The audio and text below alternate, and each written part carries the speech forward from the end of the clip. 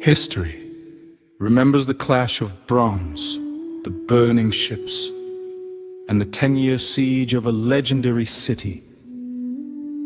We were taught that it was all for the eyes of a beautiful woman. But behind the myth lies a deeper, darker truth. This is not just a tale of war. This is a masterclass in survival, a timeless study of the sacred laws of hospitality broken, and the strategic genius that transformed an absolute crisis into history's greatest triumph. Welcome to the untold causes of the Trojan War. But let us take the events from the beginning, my son, so we do not get lost like Odysseus in the seas of the Odyssey. Let us return to where we left off, when he withdrew as a suitor of the beautiful one and of her fate. As we were saying, do you know what he did? Did he return to Ithaca, unless he stayed to see who would win?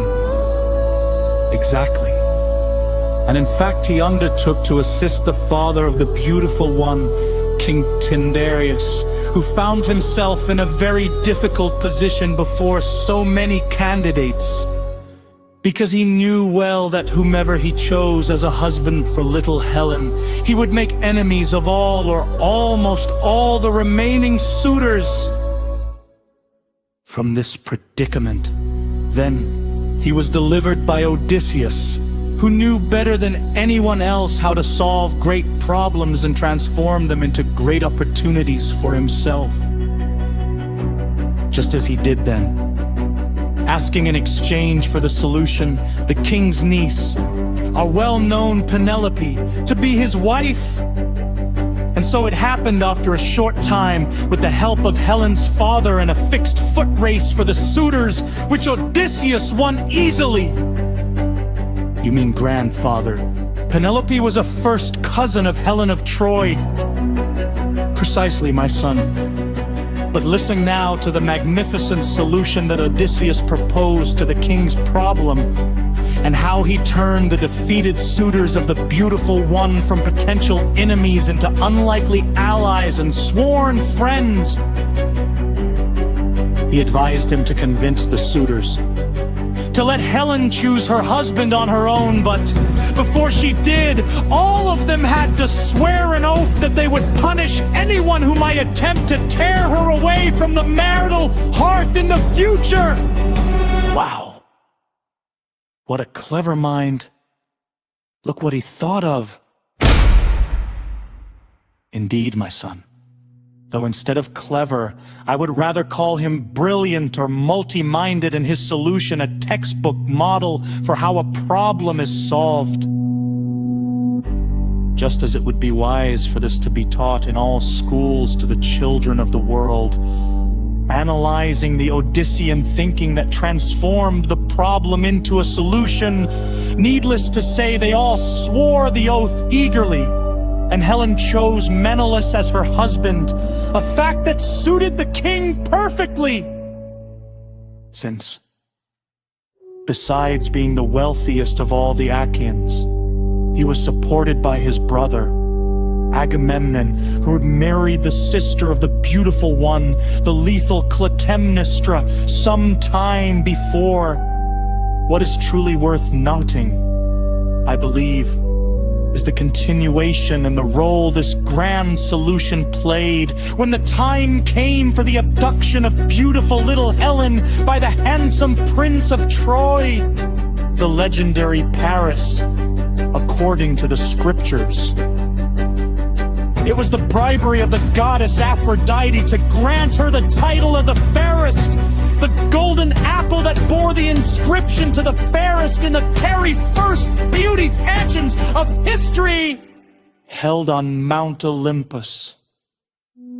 If you remember what we were saying some time ago about the history of Greek writing, that it begins at least before the Trojan War and refutes what some say,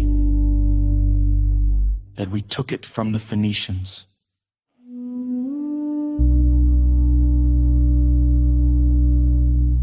How could I forget?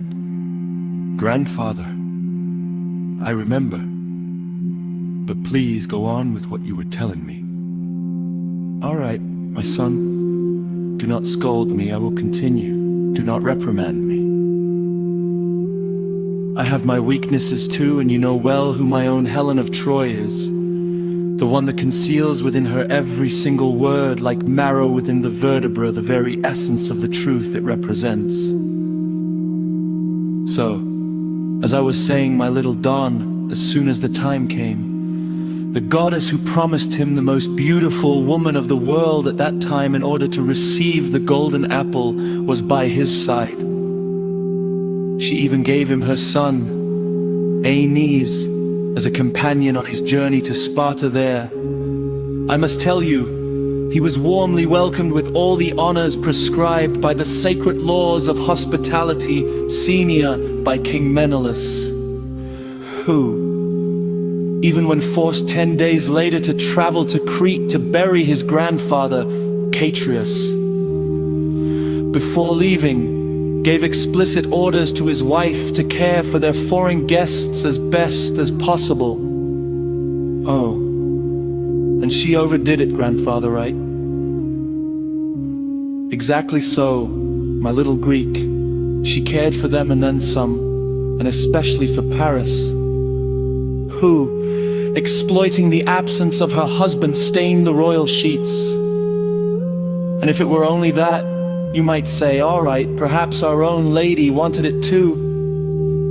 But what he did next was utterly insulting and unacceptable. He dishonored the time-honored tradition of Greek hospitality to the ultimate degree. For, apart from Helen and some of her maids, he loaded a massive portion of the palace treasures onto his ships and made a midnight escape from Sparta naturally before King Menelaus could return. You mean he didn't just steal Helen of Troy, grandfather? That villain plundered the palace too, right? What can I tell you, my little Greek? That is what the ancient books say. And now that I reflect upon it more deeply, I believe all of this completely justifies the Trojan expedition. The true causes of the Trojan War, the reasons that enraged the Greeks so profoundly that they besieged the legendary city of Priam for an entire decade, fiercely demanding back the beautiful one and the stolen treasures of Menelaus. And they did right. I would have marched right alongside them if I lived back then. And why is that, my child? Because they were right, grandfather. They didn't demand Troy. They demanded what was rightfully theirs, and justly so, I think. What were they supposed to say to him? Thank you. Keep the beautiful one, and just give us the loot back.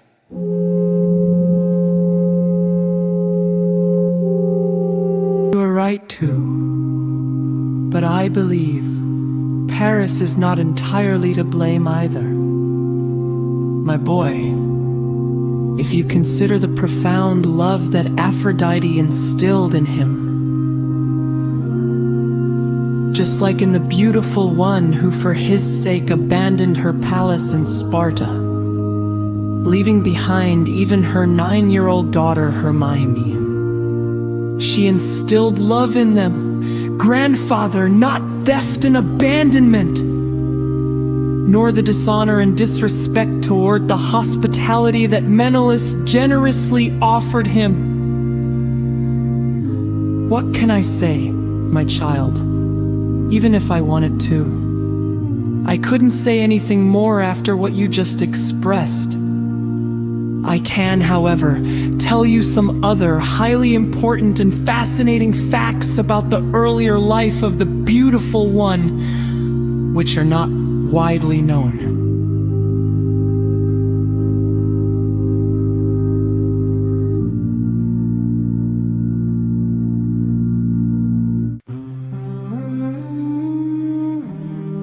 The untold causes of the Trojan War.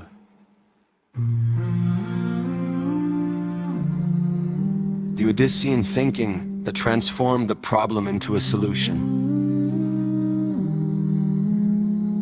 when the crises of the past become strategic lessons for the future. Grandfather Don Messier and the little Greek unravel the thread of the Trojan War.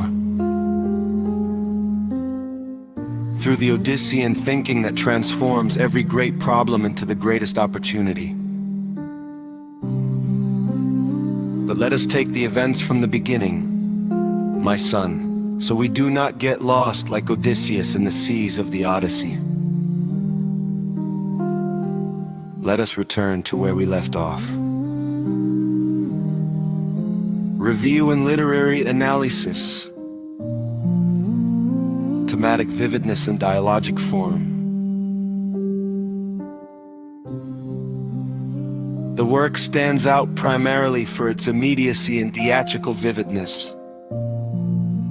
The choice of a dialogic form between two generations, the wise grandfather Don Messier and the eager little Greek, creates an exceptional vehicle for the transmission of ideas. The dialogue possesses rhythm, shifting emotions, and transforms a mythological retrospective into a captivating living tale. A study in crisis management and strategy at its core, the work constitutes a profound study in crisis management. The analysis of the suitor's oath is treated not merely as a mythological plot device, but as a model of strategic thinking. The emphasis on the fact that this method should be taught in schools is deeply substantial. It highlights our contemporary need to transform dead ends into opportunities, showcasing the Greek intellectual heritage as a living guide for life. The sanctity of Xenia and the moral justification of the expedition. At the climax, the narrative masterfully highlights the deeper conflict of two worlds, turning a well-known mythological record into a lesson of high ethics. The detail of Menelaus' departure for Crete and his explicit commands regarding the care of the friend's guests underscore the absolute devotion to the institution of Xenia, which Zeus himself protected. Paris's act of exploiting this absence, not only violating the royal chambers but principally plundering and devastating the treasures of the palace, shifts the weight of the entire Trojan War. The Aegean expedition is stripped of its romantic or expansionist masks and is presented in its true foundation. As a universal, just response of the Greek conscience against absolute dishonor and the violation of the sacred code of hospitality. The moral dimension through the eyes of youth. This moral justification emerges vividly through the eyes of the young child. His spontaneous, fiery reaction against Paris's betrayal introduces a powerful ethical dimension to the work.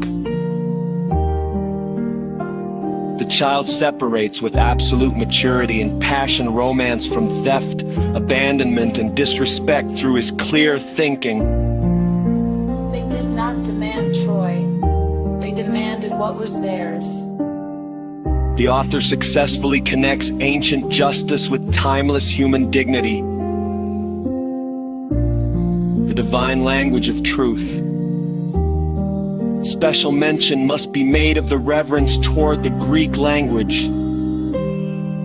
Language is elevated as that which conceals within its every word, like marrow within the vertebra, the essence of the truth it represents. This is a staggering metaphor, demonstrating that etymology and meaning are organically bound, providing a strong mark of national and universal self-awareness. Synopsis. This is a work rich in substance, ideas, and emotion. It manages to be antitricial without becoming dogmatic. The contrast between the wise serenity of the old and the righteous awakening of the young creates a perfect balance. A text that leaves the reader with a smile, but also with plenty of food for thought.